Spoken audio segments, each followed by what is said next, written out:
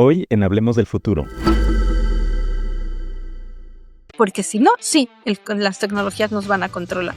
Si no decidimos eso y si no hacemos una estrategia para eso, puede que sí tengan el control. Entonces, por eso me choca que me pregunten lo otro y prefiero que me pregunten esto para que nos activemos todos y para que logremos que ninguna de estas tecnologías defina el tipo de vida y de sociedad en el que queremos vivir. Y además estamos en una sociedad que está ávida de lo que nos están ofreciendo en el mercado, o el neuromarketing, todo eso son de los abusos más grandes que hay.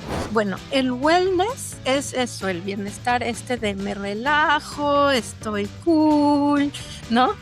Tengo aparatitos que me miden si estoy muy nerviosa, otros que me ayudan a relajarme. Pero eso no tiene nada que ver con lo que se llama el well-being, que describe la OMS, que es todas las condiciones que se necesitan de vida para que una persona viva en salud.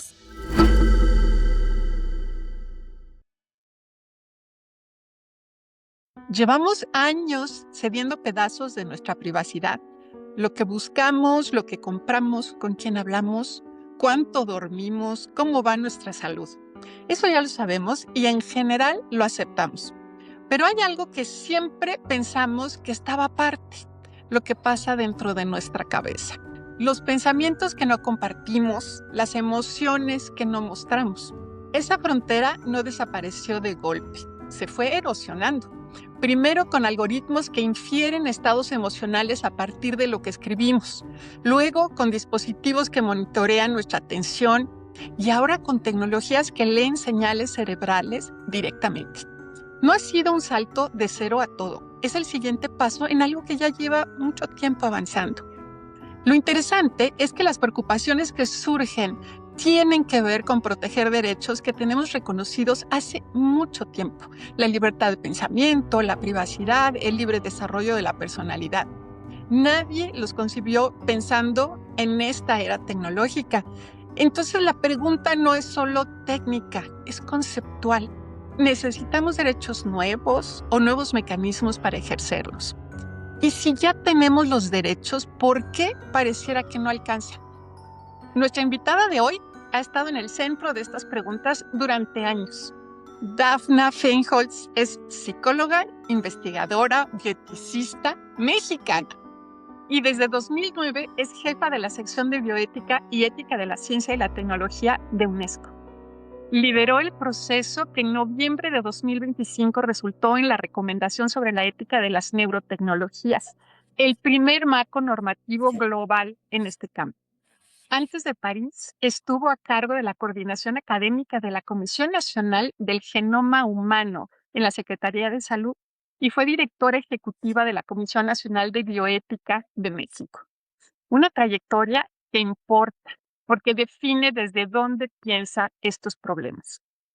Hoy vamos a hablar del marco de derechos alrededor de las neurotecnologías, de cómo se gobierna algo que todavía no entendemos del todo, de qué pasa cuando estas tecnologías llegan al trabajo, a las aulas o al mercado de consumo sin que nadie lo haya regulado. Y de género, porque los riesgos, como casi siempre, no se distribuyen igual. Dafna, muchísimas gracias por estar aquí. Bienvenida. No, Elena, muchísimas gracias a ti por la invitación. La verdad es que es un gusto, es un placer por el estar contigo, compartir esta conversación. Hemos compartido muchos espacios antes, es el tema de inteligencia artificial, así es que, y en el grupo que tenemos de mujeres por la ética de la inteligencia artificial, así es que de veras me da muchísimo gusto, te agradezco la invitación. Ay, a mí también siempre es un gusto platicar contigo, Dafna.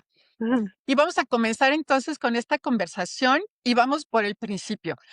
Platícanos qué son las neurotecnologías y por qué, si no son tan nuevas, son un tema tan importante en este momento. Sí, claro que sí. Mira, eso es muy importante, no son ninguna novedad. Todo mundo seguramente ha pasado por un electroencefalograma o ha oído que a alguien le hicieron un electroencefalograma o unos potenciales evocados. como cosas por esas. Pero lo que pasa es que hoy en día hay dos cuestiones muy importantes. Uno es que ahora están interactuando estas tecnologías con inteligencia artificial y con lo cual adquieren un poder mucho más allá. Y por otro lado, lo que pasa es que también se están difundiendo nuevas formas o nuevos accesorios, digamos, nuevas herramientas para hacer mediciones que corresponden a datos que pueden recoger las neurotecnologías. Las neurotecnologías, en dos palabras, sin entrar en la definición toda compleja, pero son estas tecnologías que nos permiten comprender cómo funciona no solo el cerebro, sino todo el sistema nervioso. Y esto es importante porque es la conexión del cerebro, que es como, digamos, en donde es el centro de control, pero está conectado con todo nuestro sistema nervioso, con lo cual es posible, entonces por eso están en otros sitios que no necesariamente está solo en el cerebro, como es poder detectar, por ejemplo, nuestras emociones o, por ejemplo, lo que tiene que ver con enfermedades degenerativas que están en los nervios, que están más allá del cerebro, que están en el resto de nuestro cuerpo. Entonces, las neurotecnologías nos permiten comprender cómo funciona nuestro cerebro, nuestro sistema nervioso, pero también nos permiten modificarlo y actuar sobre él. Y es ahí donde viene, por un lado, las grandes promesas y por el otro, los grandes riesgos, ¿no? Entonces, en el tema de salud, la promesa es espectacular, porque, por ejemplo, 1 de cada 8 personas tiene problemas de algún padecimiento mental, como por ejemplo depresión, que ya está definida como un problema, perdón, de salud mental. Y hoy en día ya tenemos dispositivos, algunos que no necesariamente son implantables, para curar y para atender este padecimiento cuando es completamente resistente a los medicamentos, porque evidentemente hay medicamentos. Y también se pueden detectar más a tiempo, de una manera más temprana. También si alguien si va a tener epilepsia, también podemos detectar un poquito más a tiempo si va a empezar con este tipo de problemas. ¿Cómo va a reaccionar al tratamiento? Tenemos implantes para las personas los implantes cocleares para las personas que han perdido audición, por ejemplo, ¿no? Y algo muy importante es lo que te decía, no es solamente el tema del cerebro, sino todas estas enfermedades degenerativas. Por ejemplo, el Alzheimer es la octava causa de muerte en el mundo. Y los accidentes cerebrales, o sea, lo que conocemos como el famoso stroke, son la tercera causa de muerte en el mundo. Y las neurotecnologías son vitales y están teniendo ya unas aplicaciones muy importantes como para atender este tipo de problemas. Entonces, si te das cuenta, en el ámbito de salud, son muy, muy importantes y como te digo, el hecho de que ahora ya interactuando con la inteligencia artificial eh, puedan avanzar, digamos, en el tratamiento de todos estos padeceres, pues es un gran avance. Ahora, el hecho es que también se están pudiendo generar una serie de dispositivos que están a la venta en el mercado, donde no es la medicina, porque el ámbito de la medicina y la investigación médica están bastante regulados. Siempre hay espacios Claro. para mejorar y además hay que actualizarlos también con esta interacción entre neurotecnología e inteligencia artificial. Habrá que actualizarlo y se están actualizando, pero existen marcos, tenemos los comités de ética en investigación que se fijan que no vaya a haber un abuso y se protejan las participantes en investigación. Están todas las agencias regulatorias que se fijan que los dispositivos pues sean seguros, que tengan que tengan la calidad necesaria, que hayan probado medir lo que dicen medir. Todo eso hay en medicina. Sin embargo, ahora hay una serie de dispositivos que se están usando fuera de la medicina, que como puede ser en el trabajo, como puede ser en la escuela, como puede ser en los temas de justicia, por ejemplo, no se diga en la guerra, que es algo que nosotros no usamos, no nos metemos tanto en la UNESCO, pero también de una manera muy preocupante lo que es el consumo o, digamos, la venta libre al consumidor. Eso quisiera que nos platiques, porque pareciera entonces que tenemos dos ámbitos muy distintos, que no hay los desafíos son de diferente naturaleza, porque lo que es de salud cae en este marco que, por supuesto, ya tenemos muy desarrollado, que como ya nos dices, quizá haya que ajustar algunos mecanismos específicos, ¿no? Con la inteligencia artificial, pero todos los principios, las responsabilidades, los procesos, es algo bastante conocido, ¿no? Es un camino que ya traemos transitado. Pero ahora que nos dices, el punto es que se están saliendo de estos ámbitos, ¿no? Y ahora van al trabajo a medirnos las emociones, o a lo mejor no solo medirlas, sino incidir en las emociones más allá de la salud. No estamos hablando de depresión, ya estamos hablando de otras cosas. Entonces, en este aspecto, y de todo esto que se ha llamado bienestar, ¿no? La industria del bienestar que también, pues, nos hace preguntarnos hasta dónde pueden llegar estas aplicaciones. Esto es estamos hablando de un futuro distópico, o sea, ¿es algo que ya pasa? ¿En qué momento estamos? Mira, yo diría si estamos en un momento distópico, yo creo que en alguna forma sí estamos ya, porque por ejemplo, si hablas del espacio del trabajo, ya esta cosa de la producción y el crecimiento sin fin ya es una cosa distópica. El estar creyendo que además la inteligencia artificial nos va a solucionar todos los problemas ya es una cuestión distópica porque estamos ya renunciando a nuestro pensamiento crítico, porque ya creemos que hay algo afuera de nosotros que es más listo que nosotros y que va a solucionar todo, cuando son una serie de algoritmos que tienen capacidad de hacer cosas mucho más rápido que nosotros los humanos, pero hasta allí, pero ya les hablamos como si fueran personas, les decimos nombres, ¿no? Les Oh, ponemos claro. nombres, les pedimos permiso y perdón cuando le pedimos al ChatGPT que nos haga algo, ¿no? Entonces todo eso ya es distópico. Sí. Y ya es distópico, como tú decías, el hecho de que ya se ha perdido mucho espacio de privacidad en el hecho de que las redes, y desde que está toda esta posibilidad otra vez con inteligencia artificial y la Big Data, ya tienen una serie de información sobre nosotros y pueden predecir cosas. Entonces, desde ahí ya hay una parte de disfuncionalidad. Entonces, es muy preocupante efectivamente que hoy en día ya se vaya un paso más allá y se pretenda medir o se empiece a medir el funcionamiento de nuestro cerebro o de nuestro sistema nervioso y juntar información sobre el funcionamiento de este órgano o de todo el sistema y querer usarlo para inferir, como decías tú en tu introducción, estados mentales y querer influir sobre ellos. Entonces, allí hay un montón de cosas que están pasando.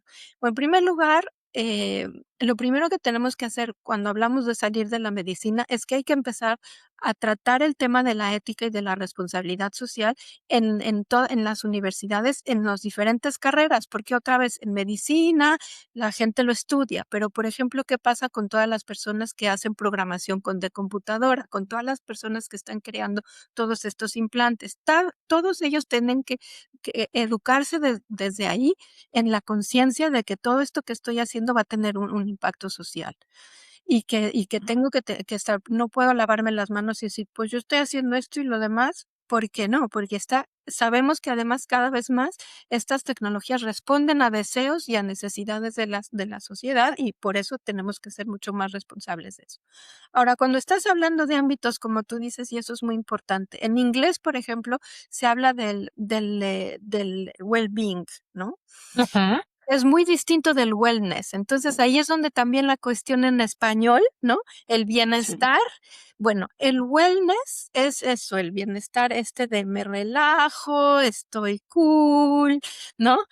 Tengo aparatitos que me miden si estoy muy nerviosa, otros que me ayudan a relajarme, pero eso no tiene nada que ver con lo que se llama el well-being que describe la OMS, que es todas las condiciones que se necesitan de vida para que una persona viva en salud, para que Claro. quiere decir comer bien, dormir bien, tener donde vivir, estar sano en todos los sentidos y El bienestar económico, bienestar social, como lo hemos conocido tradicionalmente.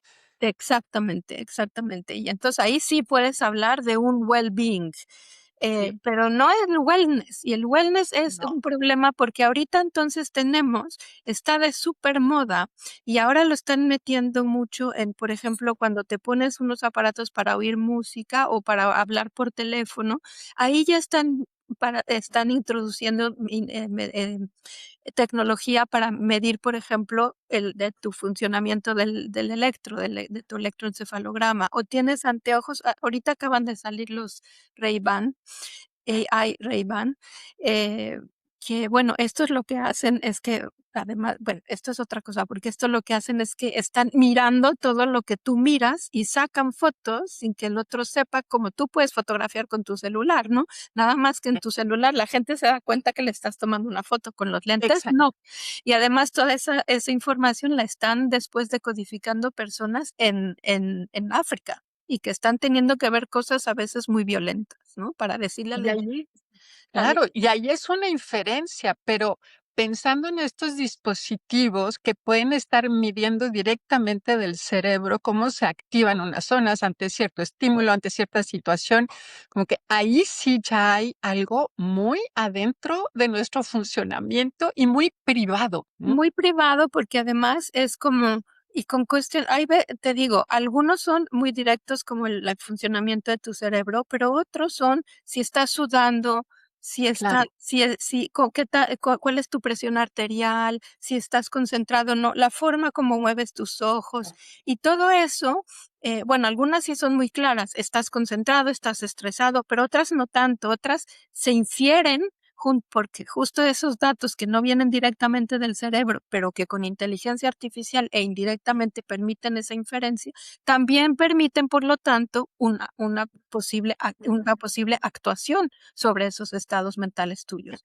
Y eso es donde está el problema. Y el otro problema muy importante está en que no se dice, que no es explícito y que no hay una comprensión de lo que está pasando con esas tecnologías. Sí. O sea, hay muchos problemas. Uno, no sabemos, por lo mismo que estamos hablando que no es el ámbito médico, si mide lo que tiene que medir, si es seguro. Está el Sí. problema de los ciberataques, está el problema de que te pueden hackear Claro. esa información, está el Ah, problema de que toda esa información está guardada con Meta, con Google, con quien haya diseñado el dispositivo que compraste, y esa información la pueden usar para lo que quieran y además no están etiquetados, que es algo que nosotros en la UNESCO pusimos en la recomendación, así como pondrías, por ejemplo, en un alimento que está genéticamente modificado, aquí tendrías que decir que se va a medir y además, nosotros lo que decimos es que también no te obliguen a tener acceso a cierta tecnología si no aceptas todos los términos y condiciones, que es lo que ya yes. nos pasa, ¿verdad? Que en Sí, muchas otras aplicaciones no puedo terminar de leer la noticia si no acepto las cookies. Entonces sí, aquí igual, y que te digan lo que te están midiendo y que te digan además para que tú sepas que te van a medir eso, porque ese es el otro gran problema, que hay una invasión y ahí es donde por eso empieza toda esta discusión sobre si hay necesidad de nuevos derechos, porque ya de por sí nuestra intimidad está violada de alguna manera, pero ahora es empezar a usar nuestros datos que son únicos, y que esa es la otra cosa muy importante. Nosotros sabemos que los datos que son sensibles y privados es necesario que sean protegidos de manera muy particular por la ley. Y este tipo de datos son datos sensibles y personales y están siendo colectados sin nuestro consentimiento y usados para cosas sin nuestro consentimiento.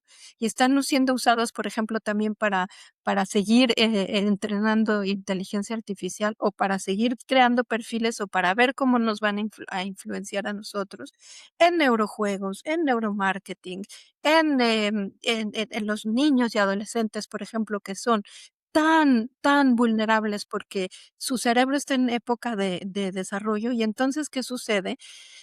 Que son muy vulnerables a toda esta cosa de adicción.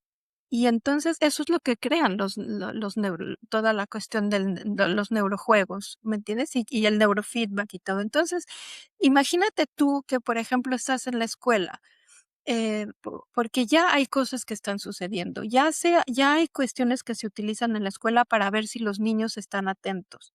Sí, Puede ser que, que a nivel experimental eso esté bien, porque eventualmente puedes aprender, porque estamos hablando que estas neurotecnologías nos ayudan también a comprender mejor. Entonces, si nos ayudan a entender mejor cómo los alumnos pueden estudiar mejor, puede ser bueno. Pero cuando es un experimento o una investigación, que tendría que ser un experimento, investigación y seguir todos los requisitos éticos y legales. Y sobre eso aprendemos y después generamos aplicaciones o generamos técnicas de enseñanza, eso es una cosa. La otra es cuando queremos, a partir de eso, generalizar la utilización de estas tecnologías, porque entonces ya vendría otra vez el problema de quién va a estar juntando esa información, cómo la van a guardar, quién la va a usar. Y en el trabajo es lo mismo. Hay sitios donde se está usando, sí, pero, ojo, una cosa es que digas, bueno, y también en ciertos lugares y con cierta regulación, ¿no? Entonces, bueno, dices, está bien, si es un chofer de camión que tiene la responsabilidad de su vida y la de mucha gente que está, o la de los de esos pasajeros, por ejemplo. Hombre, sí, si se está durmiendo, mejor que algo, que tenga un aparatito que le mida eso y le haga decir, ojo, que te me duermes, y que le salve la vida a él y a los demás. Pero, pues, es un arma de dos filos, y por eso se está utilizando, pero poco y bastante por el momento sí hay un poco de regulación, porque lo más importante aquí sería que no se pueda usar, y es lo que decimos en la recomendación de UNESCO, que no se pueda usar nunca como un motivo para decidir a quién sí contrato y a quién corro de mi empresa, porque claro. si tiene algún problema de concentración o si no es muy productivo, o sea, porque no si cualquier medición de este tipo solo podría estar justificada, se usa para el bienestar de la persona, pero no para el beneficio económico de la empresa. Es que eso que acabas de decir se me hace bien importante porque así como yo que soy economista y que lo veo cómo los incentivos modifican las decisiones, porque cuando estamos hablando en el marco de un desarrollo médico, entonces el objetivo final de ese desarrollo no es vender más, y esto es súper importante, ¿no? Porque es mejorar la salud, encontrar una solución a un padecimiento, prevenir, etcétera. Pero cuando nos lo llevamos al marco comercial, el objetivo explícito es Es vender más, es maximizar la utilidad.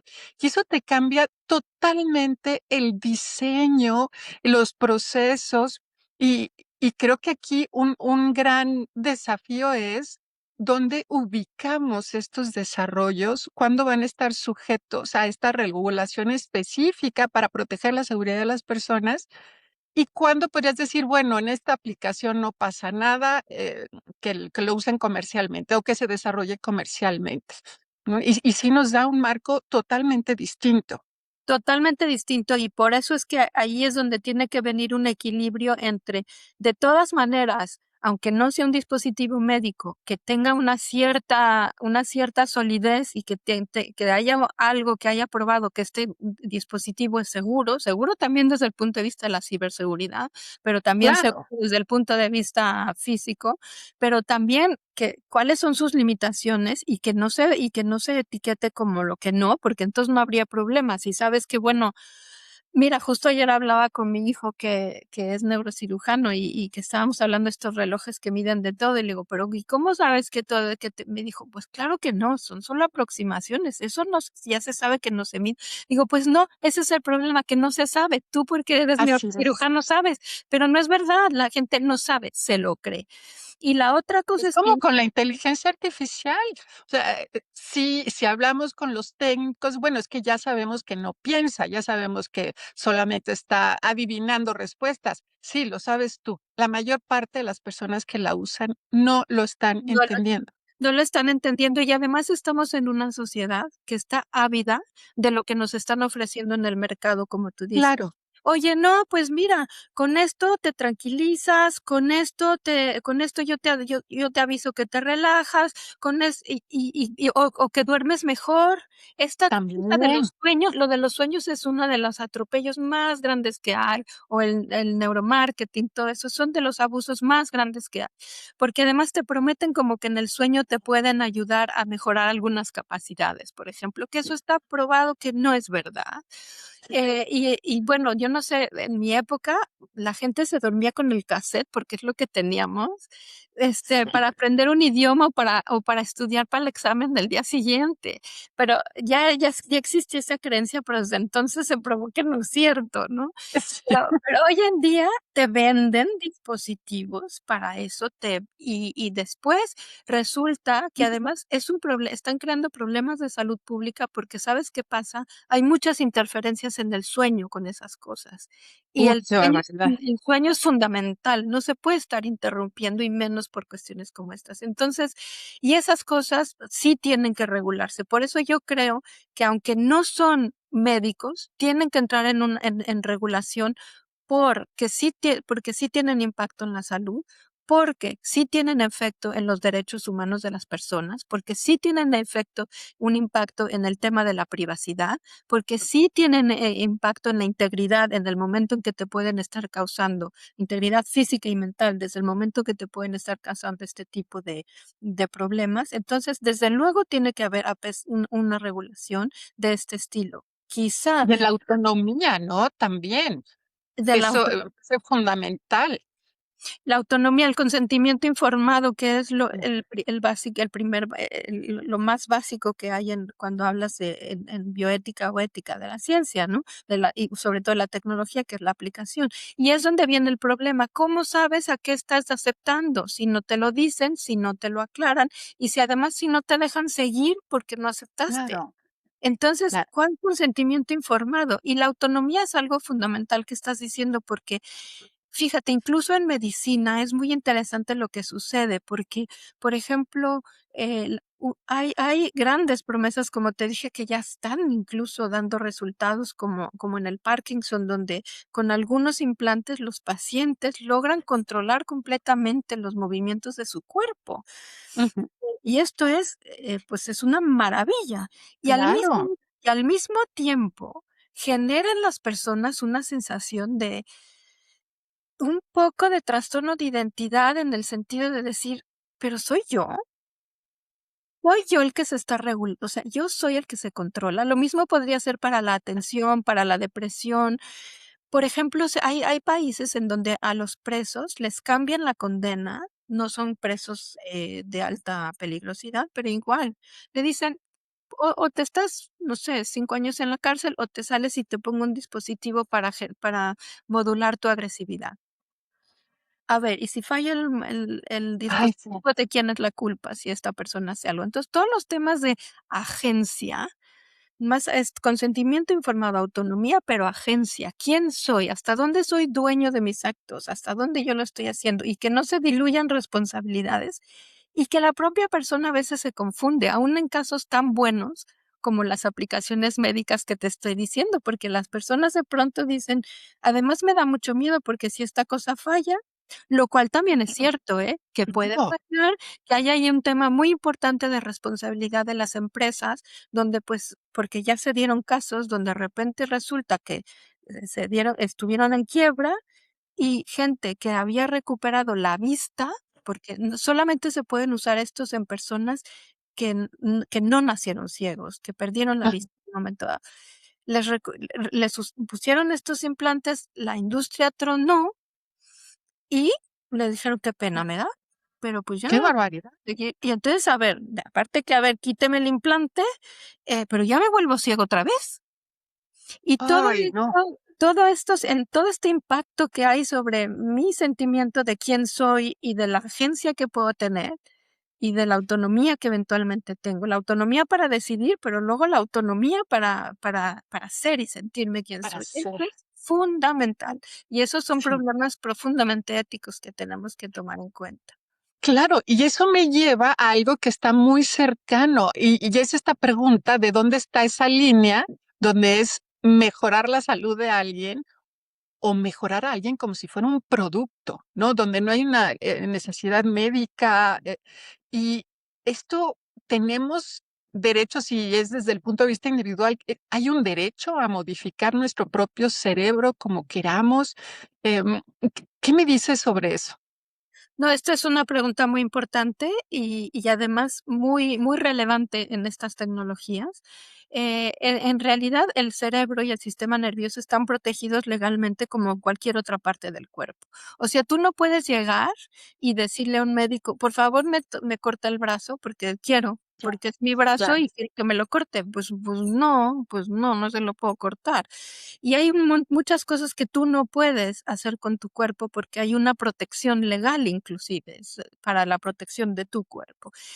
Te puedes hacer un tatuaje, te puedes hacer una cirugía plástica, te puedes pintar el pelo, puedes hacer cosas así.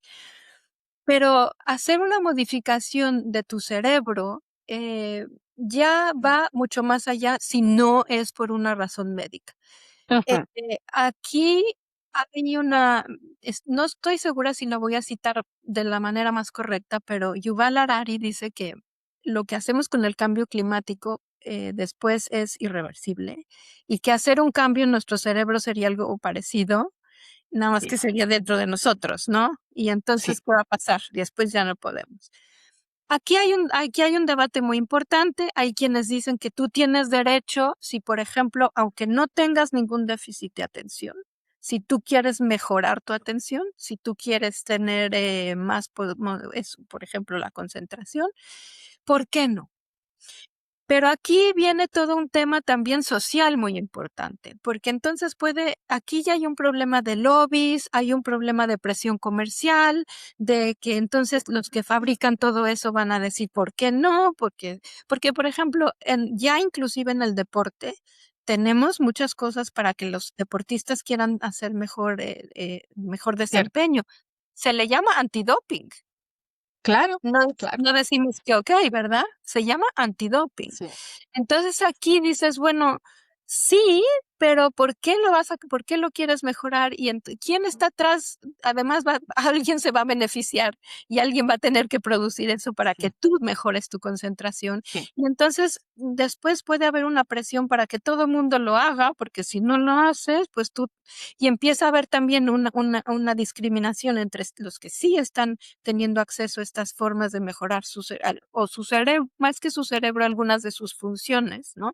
Del sistema Ujú. nervioso y otros no. Y esto también genera un tema de gran desigualdad en el acceso y en los Claro. resultados. Sí. Y además te preguntas mucho como para qué, si realmente porque otra vez vienen las aplicaciones, ¿para qué? Para ser mejores soldados, para ser mejores, atletas, para ser mejor pero todo eso está muy regulado también, porque, ¿por qué? Y, ya éticamente, filosóficamente, desde el punto de vista ético, hay quienes dicen que por qué no, ¿no? Que uno tiene la obligación de ser mejor y permitir que los otros sean mejores, y hay otros que dicen sí, pero ¿quién decide qué es mejor? ¿Cuáles son Claro. cuáles son esas cosas que vas a mejorar y quiénes van a tener acceso a eso y quiénes no? ¿Y Entonces, para qué, verdad? O sea, ¿quién ¿y se para qué? beneficia? ¿Quién lleva los riesgos? Porque si es para hacerte, por ejemplo, un trabajador más productivo, entonces, ¿quién se está beneficiando, no? De eso, porque cualquier intervención siempre conlleva riesgos que se sienten en lo individual, ¿no? Pero pueden beneficiar a un tercero. Sí, me generan tantas, tantas preguntas y preocupaciones.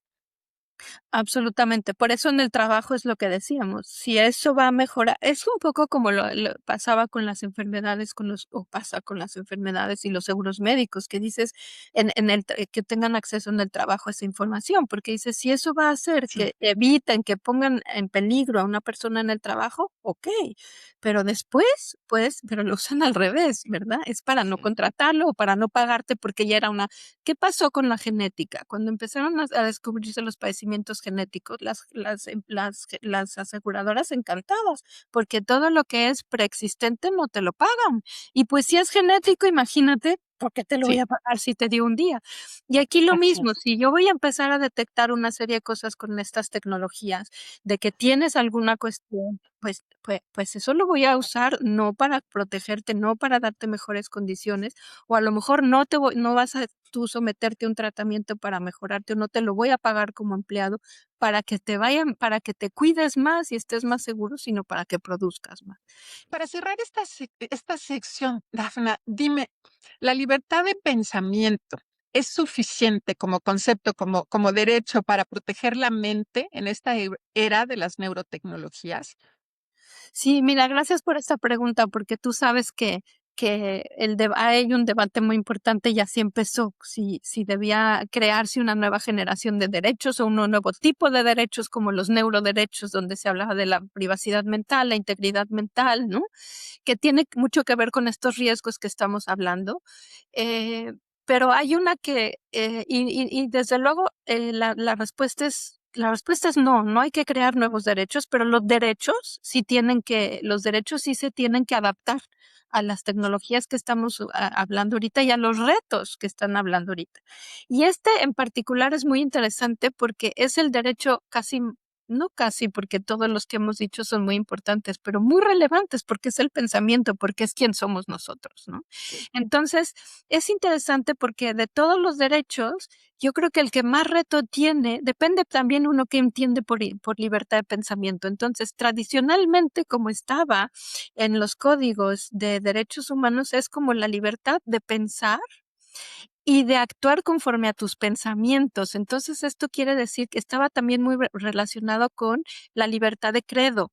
¿Ves? Entonces, yo puedo creer lo que yo quiera y yo puedo Claro, actuar conforme a lo que yo creo en términos de religión o más extensamente después de lo que sea.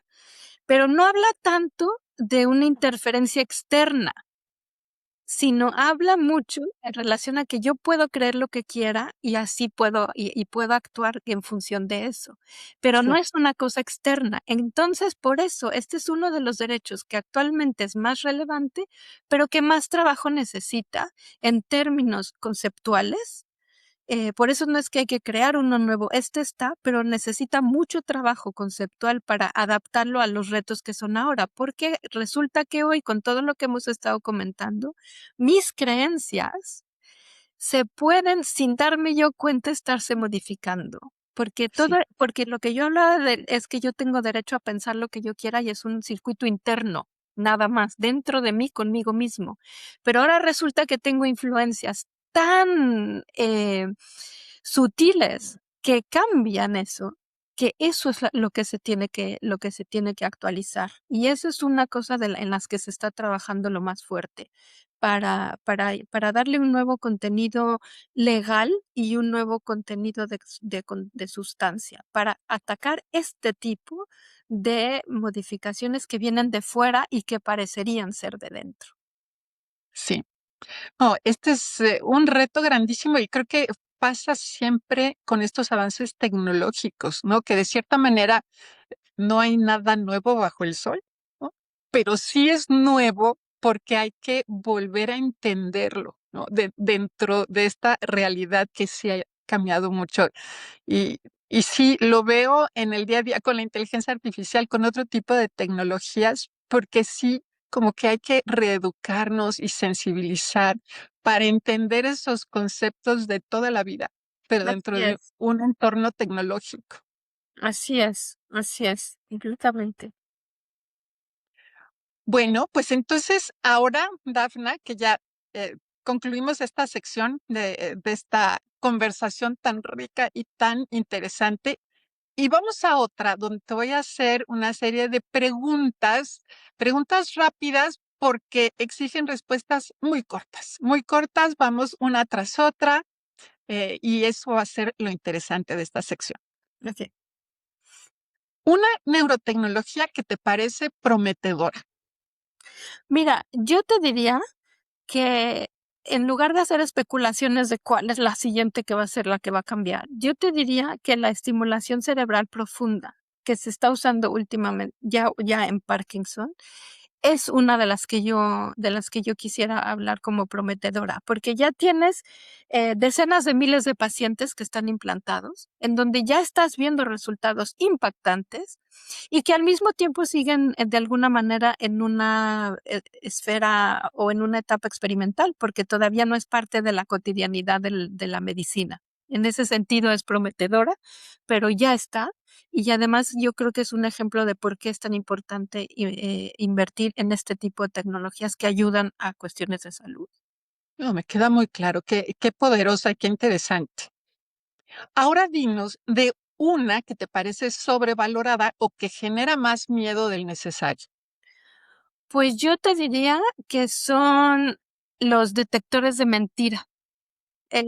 Porque últimamente se cree que se va a poder medir, leer completamente el pensamiento de las personas y que ya está a la vuelta, y eso es algo muy complejo, eso va a tardar, se está pudiendo hacer algunas cosas como traducir algunas ideas y cosas a palabras, y por eso se puede decir que se puede leer el pensamiento, pero eso, un detector de mentiras que va a poder leer tu mente y va a poder leer todo lo que estás pensando, eso es lo que yo creo que no hay que estar pensando. Claro, de los polígrafos, ahí lo preocupante es que se usen, o que se siga creyendo que sirvan. Y es que además hay experimentos en donde creo que le pasan la escena a la persona de lo que está viendo, ¿sabes? Y entonces parece magia, pero eso es un experimento y eso es solamente a nivel de investigación y eso no pasa. Va a seguir estando en la imaginación. Por el momento, sí. Sí, Por un buen rato. Es muy complejo hacer eso. qué bueno. Sí. Bueno, pues un término que quitarías del debate sobre neurotecnología. Hay varios, pero el que voy a elegir es el de invasivo y no invasivo. Y te voy a explicar por qué.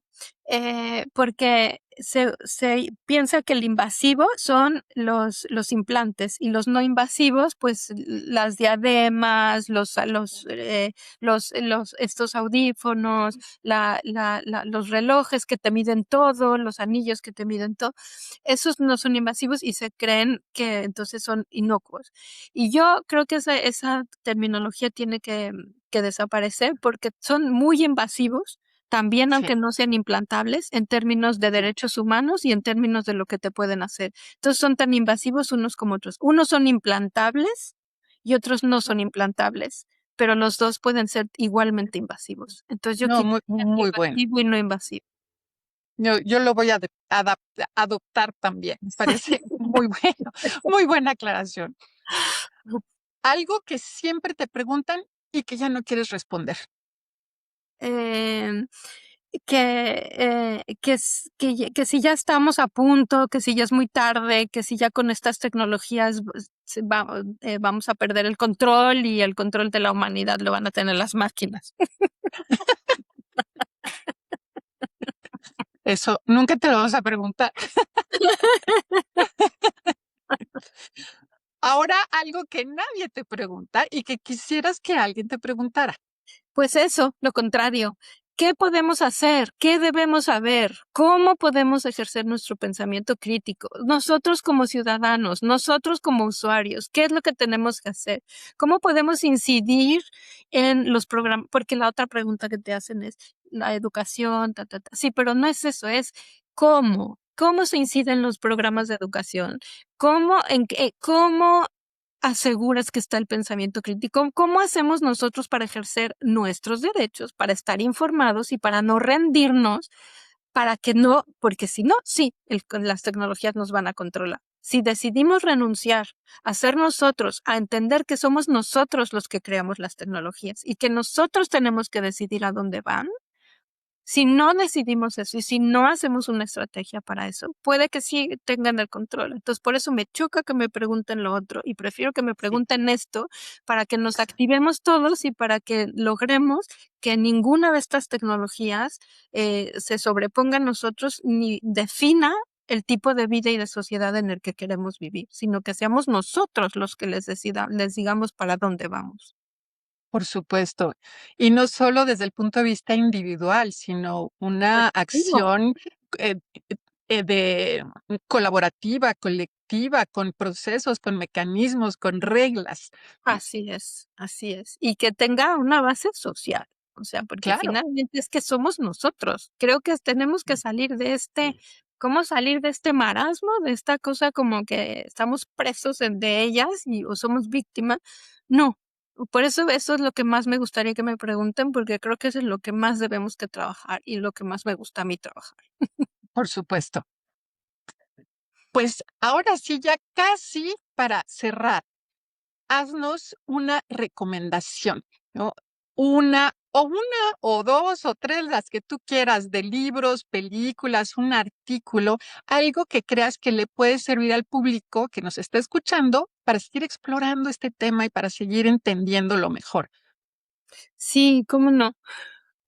A ver, uno que es contradictorio que recomiende porque es mucha ciencia ficción y estoy diciendo que no hay que caer en la ciencia ficción y los hypers porque no hay que caer. Pero que puede ser entretenido, pero ojo, que los neurocientíficos han dicho que eso no puede pasar todavía tal cual. Es un capítulo de Black Mirror que se llama Gente Normal, me parece, creo que se llama ese capítulo. Pero ojo, con todas las precauciones del mundo, pero te da una idea de que puede querer ser una neurotecnología, pero no, y además es lo que no deberíamos nunca aceptar. Después, películas que a mí me parecen que son buenas, que hablan sobre lo que es el Alzheimer, para que entendamos por qué es importante sí invertir y por qué tener estas tecnologías. Hay una película que es muy, muy fuerte que se llama Amor. Es Ah, una sí, la vi. Ya es Sí, muy fuerte. Y hay otra que es muy fuerte y es extraordinaria también, que se llama El Padre, con Anthony Hopkins y con Olivia Collins, que me sí, parece que son unas películas buenísimas para entender qué es esta patología y por qué sí. tenemos que hacer algo con ella. Y lo difícil que es para el paciente o la paciente y el entorno, ¿no? Y luego hay un libro de justamente de Rafael Yuste, pero no sobre los neuroderechos, sino que él es un gran divulgador también. Y escribió un libro que se llama El cerebro, el teatro del mundo. Es de Editorial Paidós y lo publicó en 2024. Y yo creo que es muy bonito para entrar a entender antes de para qué empezar a hablar de neuroderechos o no de neuroderechos si no entendemos. Creo que es muy bonito primero entender muy bien de qué va esto, qué son las neurotecnologías, qué es el cerebro, cómo funciona el sistema, cómo fue avanzando todo este conocimiento. A mí me parece que es muy bonito y que sería importante antes de entrar a las especificidades y por eso lo recomiendo este. Muchas gracias. Muchas gracias por las recomendaciones, por la conversación, por traernos eh, tanta claridad sobre este tema que nos interesa a todas las personas y además este llamado, tenemos que actuar, ¿no?, como sociedad para que sí se hagan realidad todos estos beneficios que me parecen maravillosos, pero cuidando mucho nuestra autonomía, nuestros derechos, ¿no?, nuestra agencia en este mundo tecnológico. Completamente. Muchísimas gracias a ti, Elena, la verdad. Fue un Pues placer. fue un placer como siempre, Dafna. Gracias, gracias por darnos este espacio. Pues cerramos entonces nuestro episodio de hoy, como siempre, con nuevas preguntas, reflexiones necesarias que son la semilla del conocimiento. Por hoy nos despedimos, pero la conversación sigue abierta, porque en el Centro I creemos en el poder transformador de la tecnología, desde la ética, la responsabilidad y la inclusión, con perspectiva de género y abrazando la diversidad. Hasta la próxima. Si te gustan nuestros contenidos y quieres apoyar el trabajo que hacemos en Centro I, entra a nuestra página centroi.org y haz un donativo. Te invitamos a seguirnos por nuestras redes, en X como Centro I-RG, en LinkedIn como Centro I para la Sociedad del Futuro, en Facebook como Centro I, en Instagram centroi.mx y también en nuestro canal de YouTube Centro I Sociedad del Futuro. Hasta la próxima.